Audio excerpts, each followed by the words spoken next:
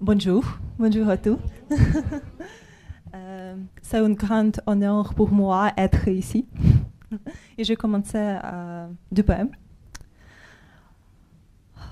Si nous restons en vie. Si nous restons en vie, je serai pour la première fois de planter un tic dans une chambre épargnée par le vent, planté avec mes mains d'habitants de ville qui n'a vu ce que cache l'asphalte qu'avec l'arrivée de la guerre.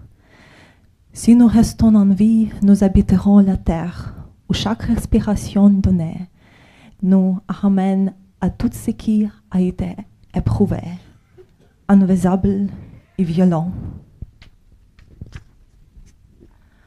La lune bleue résonnera à nos oreilles.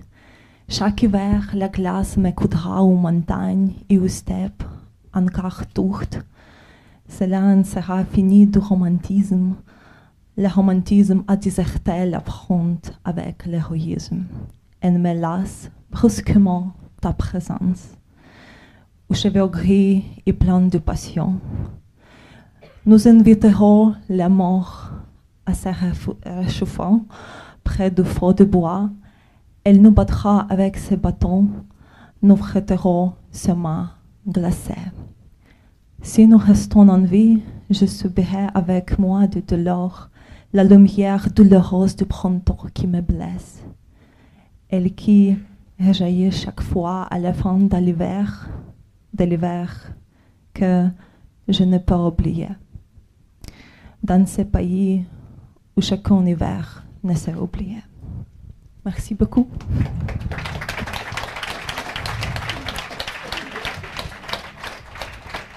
Merci beaucoup à vous. Juste un mot pour vous dire que l'interprétariat se fera par Laurent Bianchetti. C'est moi qui ai demandé à Yaryna de lire ce poème en français parce que je sais qu'elle est en train d'apprendre un peu le français quand elle a le temps. Et je sais aussi que c'est par ce poème que son éditeur, Frédéric Martin, qui est aussi son traducteur pour ce texte-là, est entré dans sa langue. C'est par ce texte-là qu'il a eu envie de la publier en France. Et c'est par ce texte-là que vous rentrerez, vous aussi, dans la langue de Yaryna. C'est par ce texte-là que vous comprendrez ce qu'elle tente de faire avec sa poésie. Et c'est par ces mots, donc, que s'ouvre ce recueil. C'est ainsi que nous demeurons libres, je vous le disais, paru aux éditions Le Tripode, qui est traduit de l'ukrainien par Ella Yevtushtenko et Frédéric Martin. Ce recueil est empli du début jusqu'à la fin de la guerre. Elle est partout.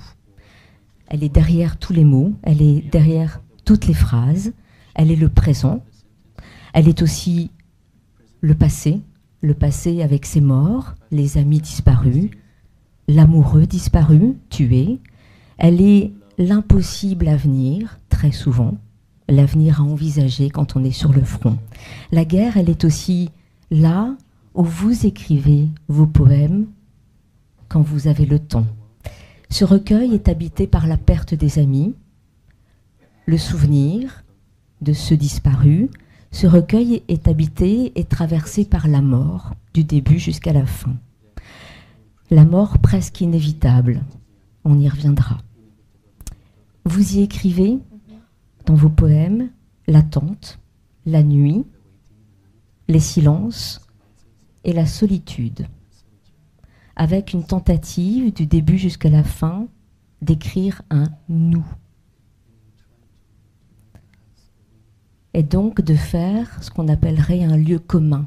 Peut-être que ce recueil devient un lieu commun, parce que ces poèmes sont émouvants, et je suis très émue, mais aussi ces poèmes nous permettent aussi de nous rassembler, puisque nous sommes ici ensemble.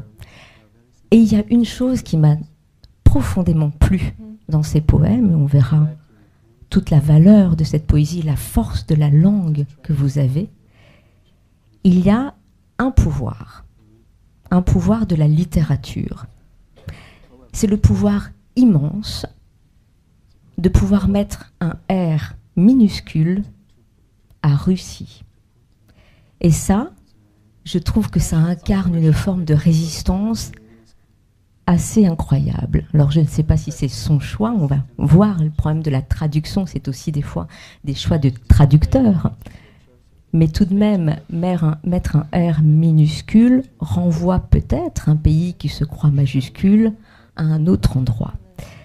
La poésie devient action, elle perd un caractère peut-être plus hermétique et elle devient une expression, je le disais, d'une forme de résistance. Alors je ne sais pas si vous serez d'accord avec nous, mais on va en parler. Vous avez grandi au milieu des livres, puisque vous avez un grand-père écrivain, un père poète, au milieu de la musique aussi, je crois. Vous avez une formation de littérature, de philosophie. À quel moment avez-vous pris conscience du pouvoir de la littérature en général ?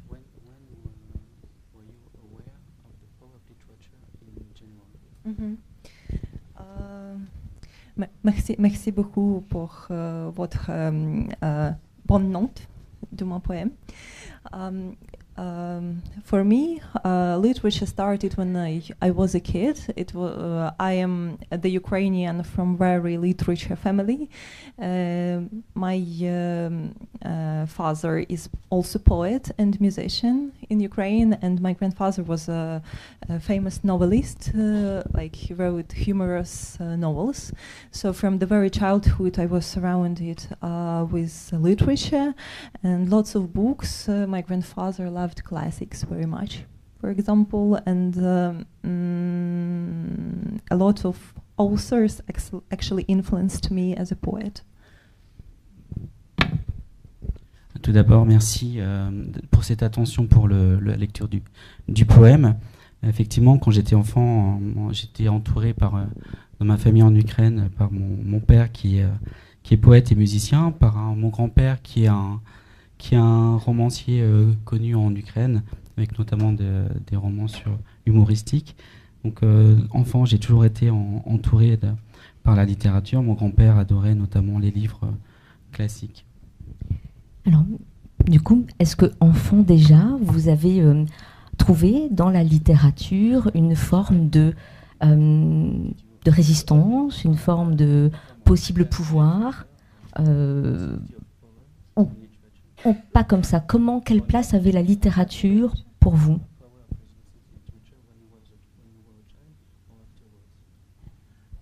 Yes.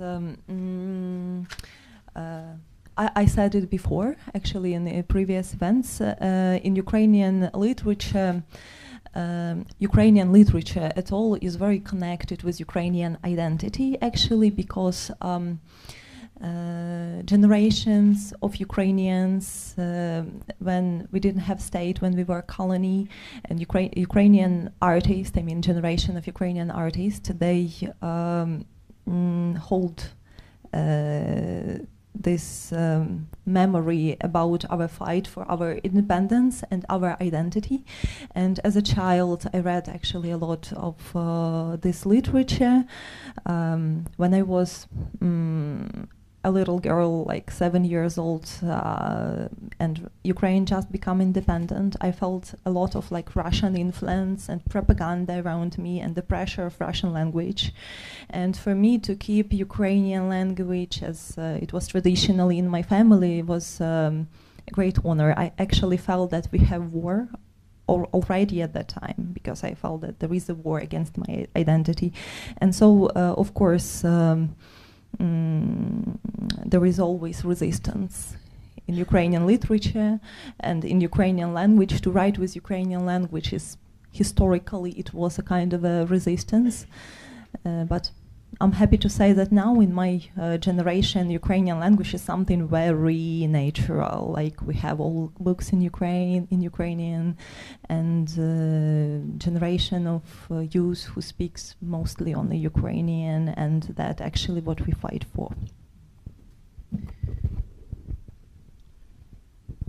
Donc je l'avais déjà dit auparavant, c'est vrai que la littérature ukrainienne, ça permet également de montrer l'identité ukrainienne. Pendant des générations, on était sous forme de colonie, et les artistes sont là pour témoigner de la mémoire, de l'indépendance et de l'identité de l'Ukraine. J'ai lu beaucoup de littérature. Quand j'avais 7 ans, l'Ukraine est devenue indépendante. Et il y avait beaucoup de positions sur l'identité et effectivement la résistance. Je suis très fier que dans la génération actuelle des artistes, la littérature ukrainienne permet aussi d'écrire dans la langue ukrainienne et de lutter avec une forme de résistance contre la propagande ou l'influence russe que j'ai connue quand j'étais jeune. Yes, I'd like to add, it is a big dream of all Ukrainian artists and literature to write about something else, actually, not only about pain and resistance. And I have actually a poem in this book which is called Monologue, where I'm trying to describe this idea that generations of Ukrainian artists and me as well, we wanted to create art which is not about resistance, war, which is about some very intimate things, about intellectual things, about play, but we cannot do that because poetry is always about honesty, about great honesty, art always about honest things, otherwise it is not art. That's why we all have to write about memories, and about resistance and about our will to fight.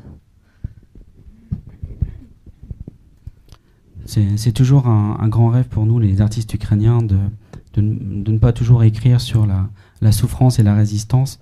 À la fin de mon livre, dans le poème qui s'appelle Monologue, j'y mets des choses plus intimes. Et la poétrie parle beaucoup d'honnêteté. L'art doit parler d'honnêteté, sinon ce n'est pas de l'art. Et voilà, j'écris pour écrire des mémoires.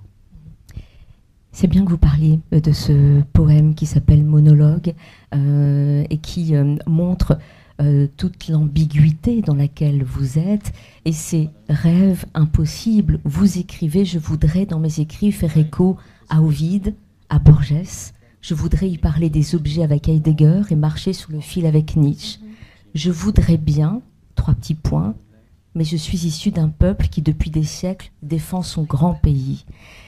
Et vous voilà donc effectivement avec un recueil de poèmes dont je dis qu'il est empli de mort, de silence, de guerre, alors qu'au fond de vous, comme certainement beaucoup d'Ukrainiens, il y a quelque chose d'autre et une autre envie qui est là. Est-ce que finalement on ne construit pas aussi ces poèmes avec cet empêchement,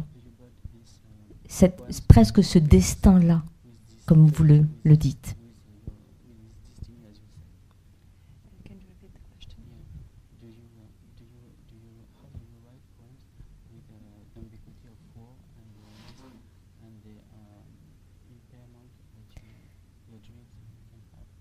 Je peux rajouter peut-être sur ma question, c'est qu'en fait, entre les lignes et derrière les mots, on voit bien qu'il y a quelque chose, ce rêve-là. La nature prend de l'espace quand même, le soleil prend de l'espace aussi. Vous faites parler la nature, il y a du merveilleux, on peut y retrouver du Borges malgré tout.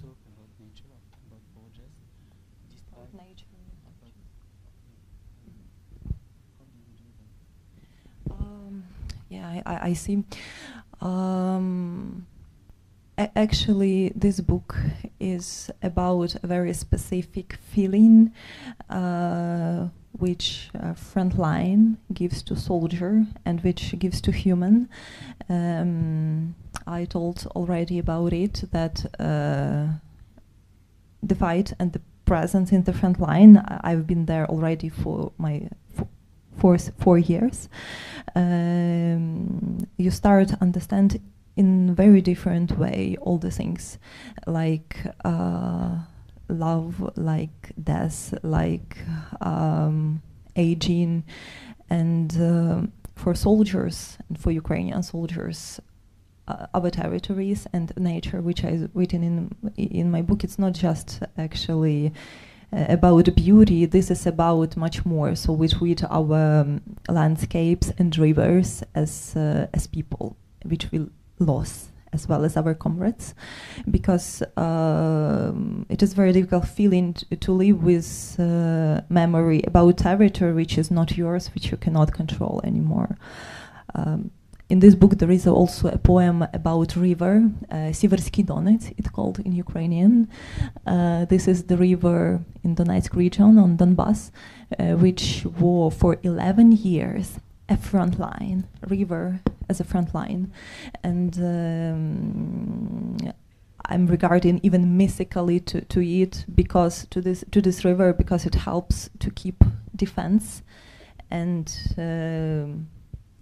when the river plays such a great role in defending of territory, it's not river anymore, it's something far more than that. And I try to give this a big understanding of nature in the meaning of the war. Ce livre, ce recueil, ça permet de m'exprimer les sentiments sur la ligne de front, en tant que soldat et en tant qu'être humain.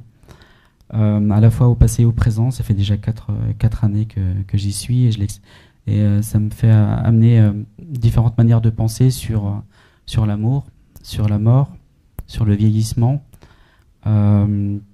Les soldats ukrainiens, c'est pas tant de la nature que je décris dedans, c'est plus les paysages, et je reparle aussi toujours de la perte de mes compagnons de guerre. Dans le livre, je parle d'une rivière en particulier dans le Donetsk, dans le Donbass, la région du Donbass. À savoir que ça fait 11 ans que cette rivière est une ligne de front pour notre défense. Donc cette rivière a devenu un rôle qui est supérieur à juste la nature.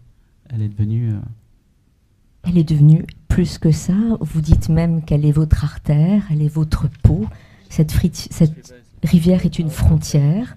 Cette rivière est nourricière quand vous allez pêcher aussi. Cette rivière est aussi l'endroit où on trouve les corps des soldats, nombreux, sur une des rives. Et cette frontière, cette rivière, pardon, vous dites aussi qu'elle est silencieuse. Vous lui reprochez même d'être silencieuse et de ne pas pousser un cri. Et moi, j'ai vu quelque chose d'autre dans la rivière. C'est peut-être aussi le seul élément qui permet, vous savez, cette fluidité. Et la vie peut être possible. Et peut-être d'empêcher le temps qui s'arrête.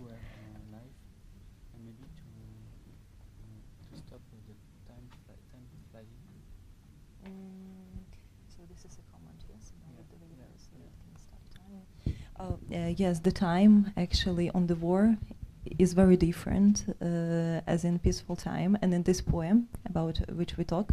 And not only in this, I also try to give this sense of how do we feel time when we are in combat.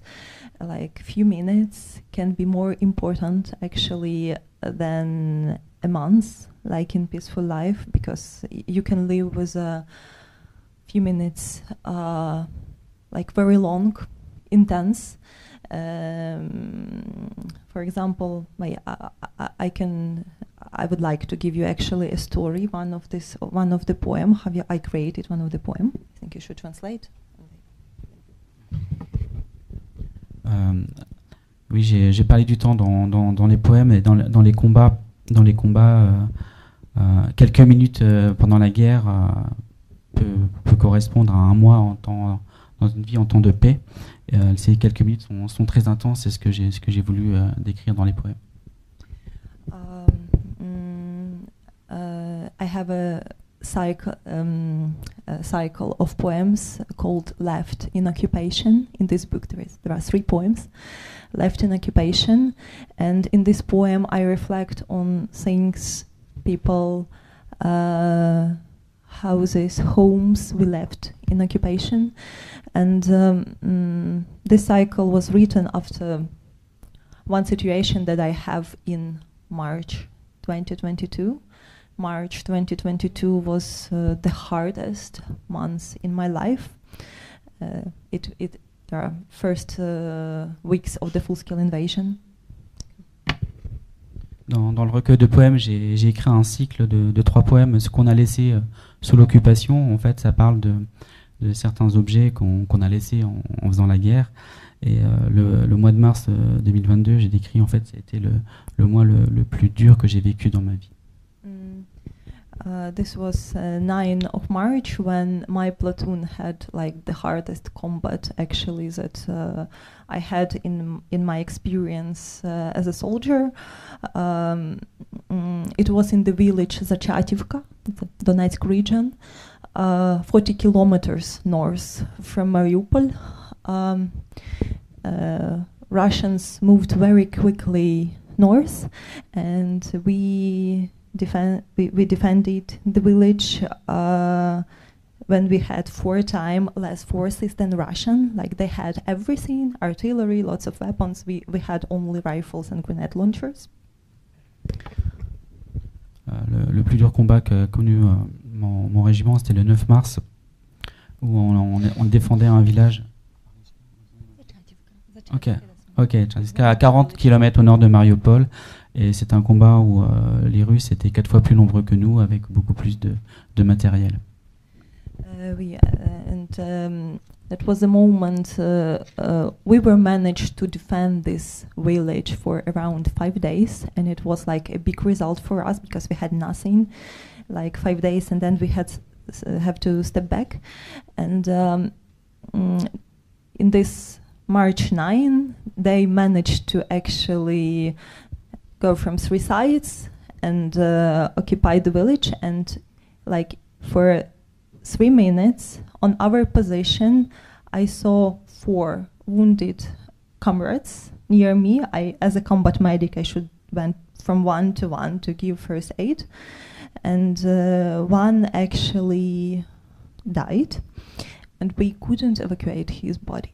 We couldn't. We have to step back and just take guys who are alive with us and left his body, and Russians returned his body only in 2 years. And in this cycle of this poem, I tried to, and I lived with thoughts about him, about his body of Volodymyr, of my comrade, like for very long time, you know, this 2 minutes of the combat were like with me forever. Ces combats au mois de mars, on a réussi à tenir 5 jours, à tenir la défense de 5 jours de ce village. Pour nous, c'était déjà une victoire par rapport à la différence de moyens. Par contre, après, les Russes ont réussi à occuper, et en 3 minutes, on a eu 4 médecins qui ont été blessés, et dont un qui est mort. On a dû partir de ce village et le laisser sur place avec le corps laissé, et 2 ans plus tard, les Russes nous auront envoyé le corps. In this very same village, for this 5 days of our defense, I saw also houses of civilians which were destroyed in our eyes. I had an experience to give aid to civilian families, kids. I remember the boy from the basement with a wound in his chest, for example, and this also forever with me, and we used only 1 our vehicle, like some kind of civilian vehicle, not armored, to evacuate this boy and his mother with the baby to nearest hospital. Like, and it was also very hard for me. In this book I write a lot about civilians on war, because you know, we as soldiers, we were prepared to be to death actually somehow during the training, for how much it is possible to be prepared, of course, for this, but to be wounded. But when you see that civilians are wounded, whom you have to defend, it's like it was a big feeling, big stress even for me as for military. Donc pendant 5 jours, on avait défendu le village et dans le livre, je parle beaucoup aussi des civils. On a vu des maisons de civils qui ont été détruites, avec des familles, des enfants blessés. Et quand on est soldat, on se prépare autant qu'on le peut à la mort.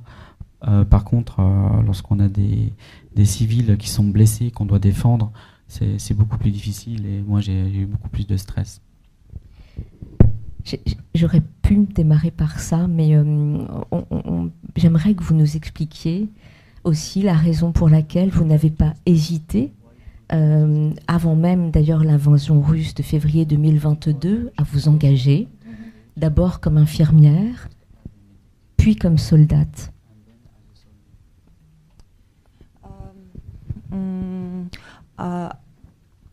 I decided to join the army in 2019.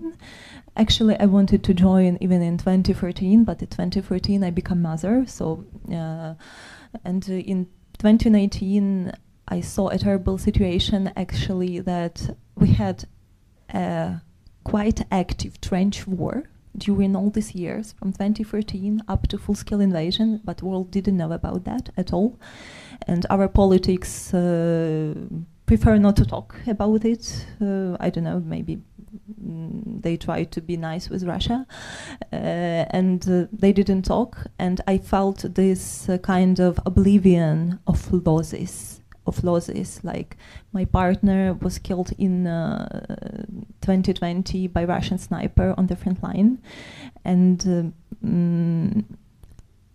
I saw that world like don't appreciate, know about this loss, as well as unfortunately politics of our country. And I understood that Russia, the enemy, will use this oblivion to take even more territory. I had this feeling. It was not knowledge, but only feeling.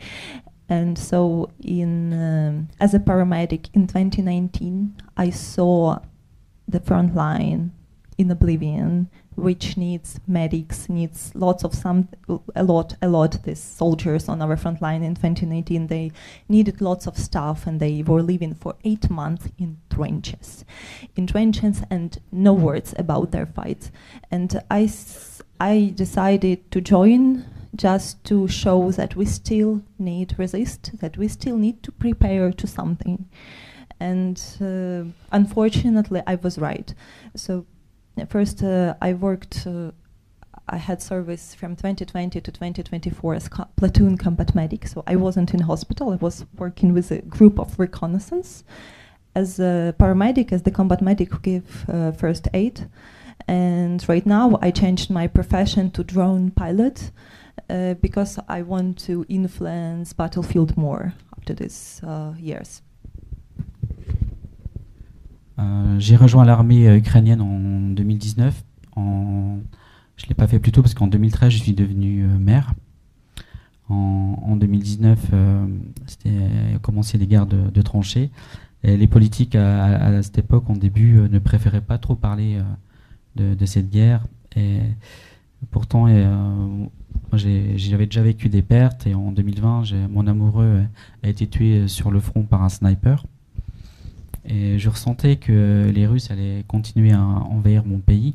C'était pas une connaissance, mais c'était un ressentiment. Et malheureusement, j'ai eu raison. J'ai travaillé en 2019 comme infirmière sur la ligne de front. Donc j'ai pu voir ce qui se passait. On avait pas beaucoup de matériel et j'étais là à soigner les gens sur le front. Et on ne parlait pas de la guerre. On ne parlait pas de la guerre, alors qu'on avait, nous, besoin de se préparer à cela. Et j'ai travaillé de 2019 à 2024 donc en tant que médecin. Et récemment, je me suis formé à un autre métier qui est pilote de drone pour influencer encore plus sur le terrain, le combat sur le terrain. Il est présent d'ailleurs, ce premier amoureux disparu, tué par un sniper. Il est aussi dans beaucoup des pages et dans beaucoup de poèmes. Vous en parlez, vous le nommez. Est-ce que, là aussi, écrire des poèmes, et on reviendra aussi sur les moments où vous écrivez. J'aimerais aussi que vous nous parliez des moments qui sont certainement brefs, où vous écrivez sur le front. mais tout de même, vous nommez beaucoup d'amis, il y a des prénoms qui sont dedans. Est-ce que les nommer permet de faire une tentative contre l'oubli? Parce que finalement, nous, on va lire aussi les poèmes, ils sont traduits, et c'est une façon de parler d'eux et de les faire exister.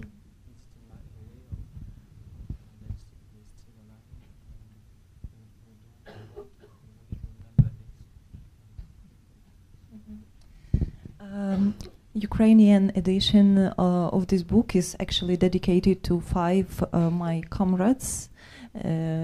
All they are Ukrainian Marines, Ukrainian reconnaissance, and they all were very young, up to 30 years, and they were like brothers to me. 3 of them are my platoon and company commanders. They all passed away in battles during 2022.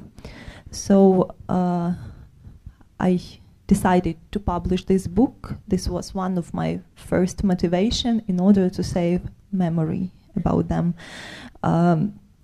So we all right now, like Ukrainian artists, write a book even in this wartime, both on the front line and in the rear, and our books are always, as well as mine, not only about ourselves and about our experience, but we give a lot of space to people who cannot say anymore. Like you talked about silence, and this is silence is really important phenomenon in this book. And after that, there is a big silence. Appears a big silence, a big emptiness, and it is nothing to feel this emptiness. And you should find out, should create something to feel this emptiness, because if you're not, it can devour you all your life, all your decision, like everything in you, and your energy to live, by the way. So poetry, texts, art is something what can be said, just one little fire in this emptiness. Ce livre est dédié à 5 camarades des marines ukrainiens que j'ai nommés. Ils étaient tous âgés en dessous de 30 ans. Ils sont tous morts en 2022. Et ce fut ma première motivation pour écrire ce recueil de poèmes. Les artistes ukrainiens écrivent beaucoup de livres, excusez-moi. Non seulement ils écrivent beaucoup de livres pour témoigner de leur expérience, pour témoigner. Le silence, effectivement, est très important dans le livre, et le vide est quelque chose qu'on ne peut pas remplir. Et si vous ne remplissez pas ce vide qui est en vous, il peut vous dévorer, et dévorer votre énergie. Et la poésie, l'art, permet d'avoir toujours ce feu en soi. And such a long war also make you feel like a stone. So this is one of the evil that we have because of Russia, that we have this news about killed comrades, killed civilians during attacks on civilian city every day, and everyone in Ukraine must feel like we can't feel anymore. We can't feel anymore like any emotions because of terrible things. You know, when you cannot feel emotions because of terrible things, it makes you some kind of unhuman. And in militaries, when we live all the time in this space of losses, of very hard field job, you feel like you're, stone inside. And also writing poetry, creating art on the front line, it is something which helps you to remain human, just to keep humanity in yourself, to keep this empathy in yourself, ability to feel. This is very important for myself, and that's why I am calling writing on the front line as my therapy.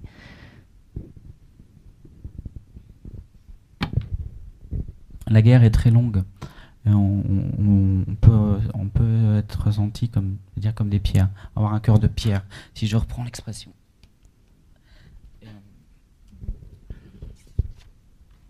Et on est tout le temps abondé de nouvelles Russes avec les attaques sur les villes, les pertes de camarades, et on est là comme si on ne ressentait plus rien, qu'on ne ressentait plus d'émotions, parce qu'on a vécu beaucoup de choses tragiques. c'est un travail qui est difficile d'être soldat, et la poésie aide à rester humain, à garder de l'empathie et avoir cette habilité, cette capacité à ressentir. Voilà pourquoi j'écris. Je vais juste lire quelques lignes, si vous permettez, pour abonder sur la question de l'oubli. Vous citez les noms, vous dites, alors pardon pour ma prononciation de prénom, Seri a perdu Yana, Yulia a perdu Ilya, Ina a perdu Ior, Alina a perdu Mikola. Tous les noms sont vrais, aucune perte n'est fictive. Les mensonges proviennent de l'oubli. Le monde est devenu honnête quand tous les noms ont été prononcés. Le monde est devenu honnête quand tous ceux qui ont péri et tous ceux qui ont perdu quelqu'un sont entrés dans leur après-vie. C'est la fin d'un des poèmes qui effectivement parle de ses amis disparus et de l'oubli. Vous l'avez en ukrainien? Non?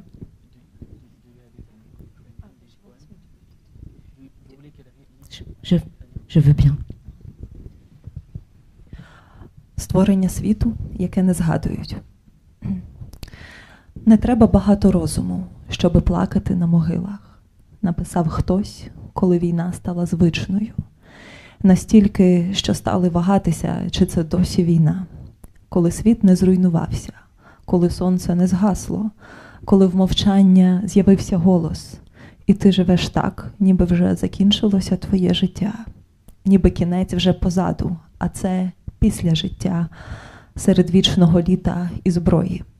Чужа мова, ніби сніг, що не розтане навіть серед літа. На чорних плечах землі стоїть небачена Антарктида, загрузла в мерзлий ґрунт, і в засідці всесвіту чекає ще кілька мільярдів років, коли сонце не погасне і дасть другий шанс. Відколи сонця не стане, не змінилось нічого. Змінився тільки колір обличчя в кількох тисяч людей у ті роки. Сергій втратив Яну, Юля втратила Іллю, Інна втратила Ігоря, Галина втратила Миколу. Всі імена справжні, всі втрати невигадані. Брехня з'являється із забуття. Світ став чесним, коли назвав усі імена. Світ став чесним, коли всі, хто загинули, і всі, хто втратили, стали жити після життя. Le titre en français de ce poème s'appelle La création du monde dont on ne parle pas. Vous le trouverez dans le recueil de poèmes. J'aimerais qu'on parle des moments où vous écrivez. Puisque vous écrivez, vous avez écrit ces poèmes sur le front. Je crois que vous écrivez d'autres choses. À quel moment? Des moments brefs? À quel moment de la journée? Est-ce que c'est plutôt la nuit? Parce que la nuit est très présente aussi. Et la nuit dans tous les sens du terme. La nuit aussi qui représente d'autres choses. Mais j'aimerais que vous nous parliez des moments où vous écrivez. Not everyone knows how reconnaissance platoon is living lives on the front line, but actually we have time when we do operations, when we do this long reconnaissance, or we are on the straight on the positions. And at that time, it's quite difficult to write, actually, because we should be always very attentive if enemy approaches to us, so we don't have much time to rest, actually. But when it's, of course, like 2 weeks, months, when you're just living in the field, it is quite possible, because you have turns, like one watching around, then another watching around, so you have a little hours to rest. So few of poems are written in this situation, but most of the poems I wrote when we had this a day or 24 hours on in frontline villages, like in houses on frontline villages where we can wash our clothes, eat something, just to rest. So in these moments, mostly I wrote the text about it. And yeah, you should maybe translate then. Oui. Peut-être que tout le monde ne sait pas comment se passe de faire de la reconnaissance en guerre. Dans ces opérations, on est sur des positions fixes. Et c'est difficile d'écrire à ces moments-là parce qu'on doit rester très attentif aux approches ennemies. Par contre, sur le terrain, ça peut durer 2 semaines, 1 mois. C'est un peu plus facile pour écrire des poèmes parce qu'il y a toujours un compagnon de guerre qui surveille autour, un deuxième qui surveille autour. Mais en fait, le plus facile pour écrire, ça reste le jour, lorsqu'on est dans les villages sur la ligne de guerre, dans les moments où on nettoie nos habits, où on peut se reposer un peu. Ce sont là les moments les plus faciles pour écrire. There was also a moment, like very long moment, around 3 or 4 months. First during the first months of the full-scale invasion, after a lot of losses, where I thought I wouldn't write at all, like that I can write at all. So I had such a big silence after all these losses that I will not write poetry anymore. So I wrote from very young age, but I thought that that's it. I will not write a word more. So losses leaves a big silence. A very big silence, but and maneuvering war that we had back in that year, and we have it still actually in a few directions, like Donbass, for example. Right now, it's very difficult to write and create in it. Like there's something that no human should face. Il y a certains moments clés pour l'écriture, ou plutôt la non-écriture. Par exemple, lorsqu'il y a des moments où on perd beaucoup de camarades, je ne peux pas écrire, c'est le silence. Je ne peux plus écrire un mot, les morts ont besoin de silence. Et j'ai besoin de silence. Et après, on revient des années, on revient sur le front. En ce moment, c'est le Donbass. Et bon, ça reste difficile de composer. Avec le poème que vous nous avez lu en français et qui ouvre le recueil, qui dit « Si nous restons en vie », vous abordez la question du paysage et d'une autre façon de voir le monde. Est-ce que le fait d'être sur le front depuis quelques années vous a fait voir les paysages, les saisons, le printemps, l'hiver et votre pays différemment? Et peut-être le regarder différemment. Of course, all militaries see the seasons in very different way. First of all, of pragmatic things, as winters are very difficult for all militaries because you have to put like 5 clothes, five you know. Five layers, five layers of clothes on yourself, and in summer, otherwise you feel a big I don't know, a big heat and lots of powder, you know, the field powder, how to say it in English, a lot of it. You feel like the paysage and the nature actually wants to eat you, and you know, and you have clothes which have to be passed to the surrounding. Like it's nice, like your uniform reminds the surrounding, the nature, the paysage actually. So in this poem that you mentioned, I remind this steppe and mountains for me as a place of relax, because it's a very vast of Ukraine. But what I can say more is that Ukrainian militaries, we feel sometimes like a part of actually this paysage, and that this is also like the main idea, for example, of the poem Spirits of Field and Forest. En tant que militaire, on voit la nature de manière assez pragmatique. L'hiver, c'est difficile, on doit porter 5 couches de vêtements. L'été, on peut les retirer, mais on sent plus la nature qui veut nous brûler.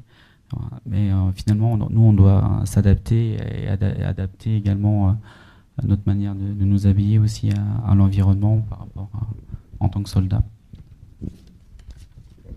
Et dans mon livre, je parle beaucoup des steppes et des montagnes ukrainiennes qui sont pour moi un lieu qui me permet de me relaxer et de me reposer. L'esprit des forêts et des champs. Il y a le vent aussi, il y a l'esprit des forêts, et puis vous avez aussi, vous questionnez le vent, vous questionnez le soleil, vous questionnez la lune, vous les observez, ce qui nous fait aussi avoir, vous savez, comme des touches de peintre dans vos poèmes. Il y a beaucoup de noir, il y a beaucoup de nuit, mais il y a des touches de couleurs. Est-ce que ça, vous en avez conscience? Yes, thank you. I very like that you see it in this way, because, of course, le soleil, la lune, très importante dans l'image, dans ce livre.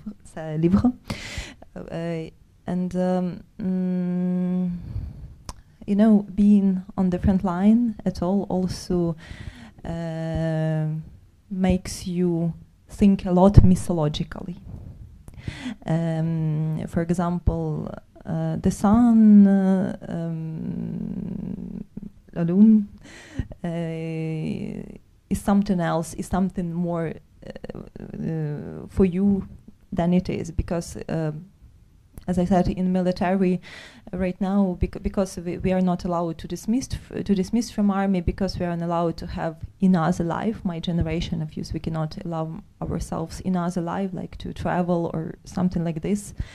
Eternity is sometimes the only thing which is actually left. So you think a lot about these very global, very mythical things.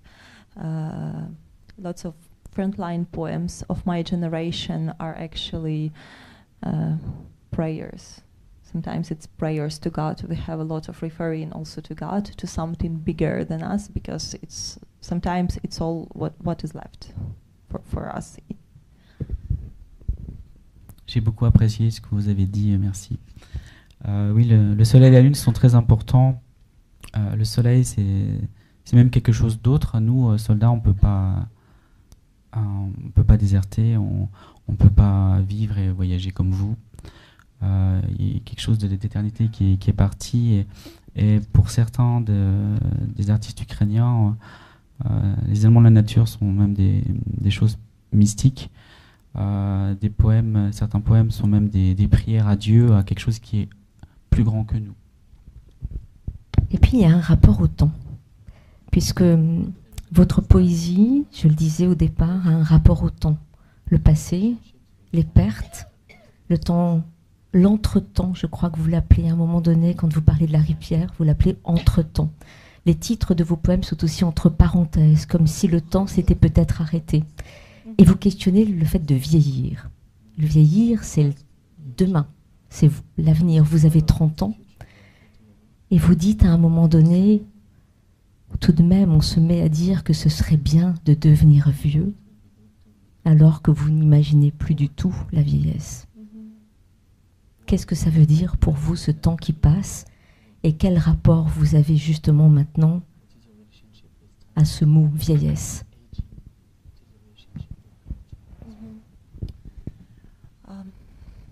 I'll begin with, it is true that all titles in my books, they are taken in this Poétesse, and it is regarding to this is according to my metaphor that we all feel like life in la vie in parenthèse, and that everything var make all things very small, like var is something big, like a giant, and you all feel very small.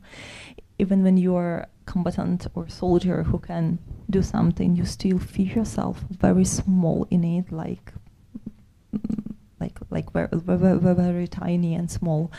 And this also referring to this naming in my book, that everything is very small. Maybe. Déjà, c'est vrai que tous les titres dans mon recueil de poèmes est écrit en entre parenthèses, c'est une métaphore pour dire, comme elle a dit, la vie on a la vie entre parenthèses. En temps de guerre, toutes les choses, on se sent très petit, toutes les choses sont très petites. Nous, en tant que soldats, on se sent vraiment minuscule, très très petit. War also makes everything feel in its primitive essence. I have to say it. In this primitive essence, for example, love is something else, also on different line. It felt very another. Like in real life, people sometimes don't know what they love or they don't love. They just, or if they love enough. War and frontline makes you understand what you really love and learn you to appreciate very simple things and to have very simple dreams. Like, for example, all my generation, we dream about families, we dream about being afford to have family and normal life. Like young people, like we all dream about having a family and partner. Like it's a very simple thing, but this is the biggest dream of every, I think, soldier on Ukrainian front line. La guerre nous ramène à des choses essentielles. Des choses essentielles comme l'amour. L'amour, c'est quelque chose d'autre en temps de guerre que quelque chose dans entre guillemets, la vraie vie. C'est quelque chose que nous ne sent pas. La guerre nous fait comprendre ce qui est vraiment essentiel et nous fait apprécier les choses simples. Nous avons des rêves, des rêves qui sont très simples, simplement d'avoir une famille, d'avoir un compagnon ou une compagnonne. Et on the contrary, death is felt as an experience, and I also try to give it to show it in my book, this feeling that death is something very close to you. It's like a friend, or it's like something which is very close to you and you cannot fear it. And it's actually experience, because you saw lots of young people like you who passed through it, and then you treat it as an experience, and then it is less fearful to you. For example, this is the feeling which have lots of soldiers, and I try to give it. Yes. Et au contraire, la guerre nous donne de l'expérience, et même la guerre est presque une amie. En fait, lorsqu'on a des compagnons qu'on perd, ça nous donne de l'expérience, et on perd de la peur en tant que soldat. Et c'est ce que je veux également donner à mes compagnons. And finally, yeah, aging. About aging, there is this poem about what it means to be aged and how it does feel. First of all, I want to say, answer to your question, that we all on the front line, Ukrainian, feel very aged ourselves. Even when you are 20, 23, 24, 30 years old, you feel yourself like you 3 times older, actually, because you saw a lot of things in your life. And modern world want forever use, like this cult of forever use. Whether our generation of youth, we think it's not so bad to become actually aged, because probably we won't given a chance. Like a lot of Ukrainians from my generation passed away very young, and that's why age is kind of a dream for lots of us. Le vieillissement chez nous, en Ukraine, déjà quand on a 20 ans, 23, 24 ans, on sent qu'on est 3 fois plus vieux que... On est 3 fois plus vieux. Et on a vu tellement déjà de choses à cet âge, et c'est complètement à l'opposé du monde moderne, où on met en avant la jeunesse éternelle, et nous, pour nous, c'est en fait, on sait qu'il y aura beaucoup de gens de ma génération qui mourront jeunes, et voilà. Alors, les mots de vos poèmes pleurent beaucoup, il est question de larmes, et d'ailleurs vous le dites, que c'est presque le rôle des poètes ukrainiens de pleurer. Vous dites aussi que vous êtes d'un peuple qui pleure depuis longtemps. Vous écrivez parfois, il me semble que j'ai appris à tuer avec mes poèmes, quand je largue de l'explosif avec un drone, mais je ne crois pas qu'un jour, les pleurs pour les morts s'épuisent. C'est ce que signifie être poète en Ukraine, pleurer éternellement dans ses poèmes sur les tombes toutes fraîches encore, et sur celles qui sont là depuis des siècles. Les larmes sont là, mais je voulais finir sur encore une note de couleur, qui est une des poésies que je trouve terrible, qui est la dernière, qui s'appelle Une petite fille de Piwniczny, où vous confrontez le rose de ses habits. Vous dites que la vie continue quand même, et vous confrontez la couleur de ses habits avec vos vêtements de camouflage. Et pour le résumer, si je peux le résumer, c'est dire finalement que c'est peut-être aussi pour ses enfants que vous êtes là et que vous continuez.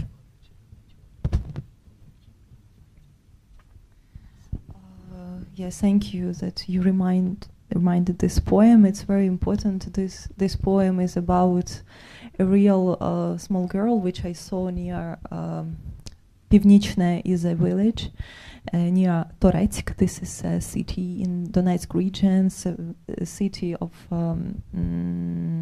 mines, you know, mines of miners, surrounded by terracons.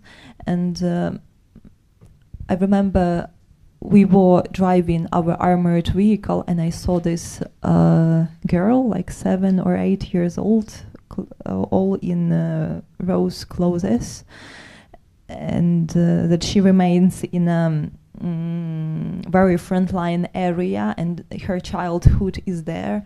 And of course, I felt like that she's in danger, and some kind of feeling that why she is there, why she's not taken somewhere. And this poem is about us civilian Ukrainians, like her family, like she, who live on the front line actually with us militaries, and they give us this kind of a comfort, kind of an illusion of peaceful life when we see them together. Of course, it's better for them to evacuate, but they live and they hold this land like us, even though girls in rose clothes are not suitable for that at all.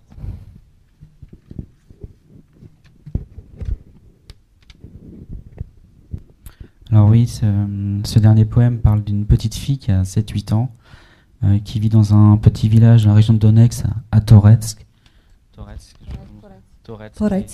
dans la zone de guerre, la ligne de front. Et elle est habillée en rose. Elle est toujours en danger. Et c'est un poème où je parle encore une fois des familles de civils et qui sont là avec nous à tenir leur village, alors qu'il ferait mieux d'évacuer. Yes, and I said this is important about that civilians live with us together. C'est aussi important pour nous, soldats, que les civils vivent avec nous. Live together and create an illusion of peaceful life, sometimes for us, with selling some fruits.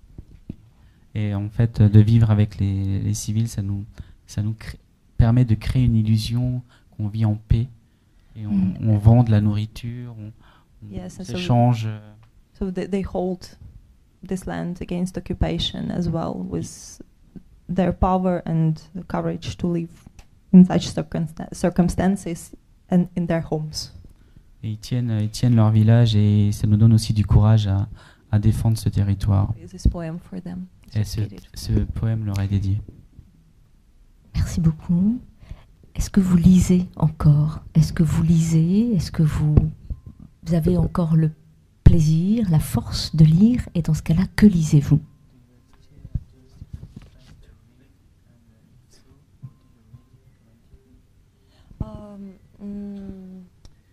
I'm trying to read actually foreign literature on the front line, like not Ukrainian, because literature is like a window for me for another world. Like I have lots of dreams about traveling and so, and book is my kind of traveler, you know, with myself.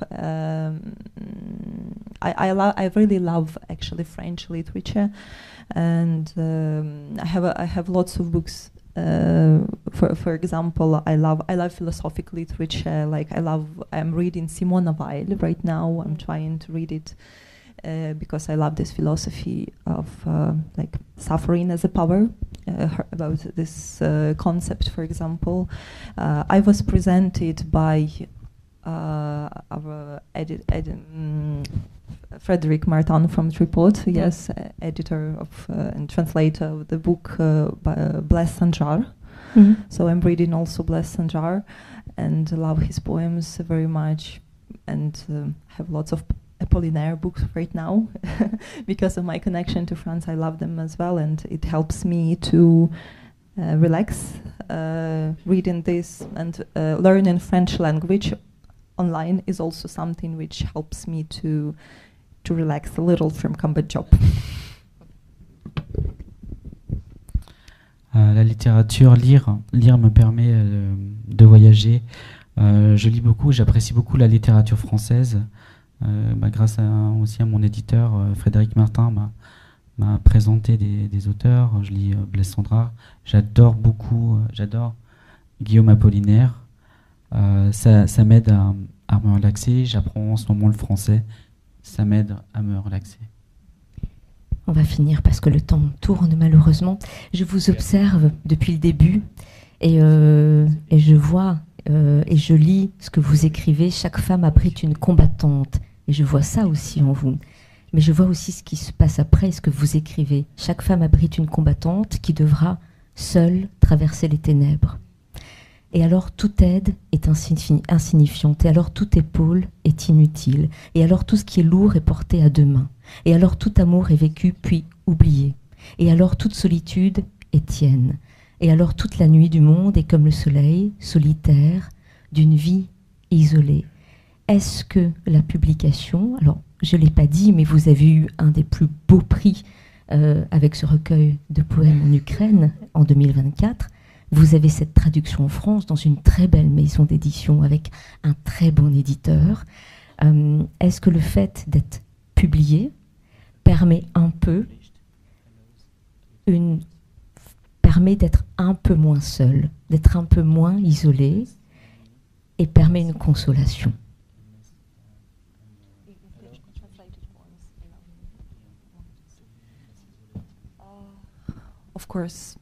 Of course, and I will say you even more that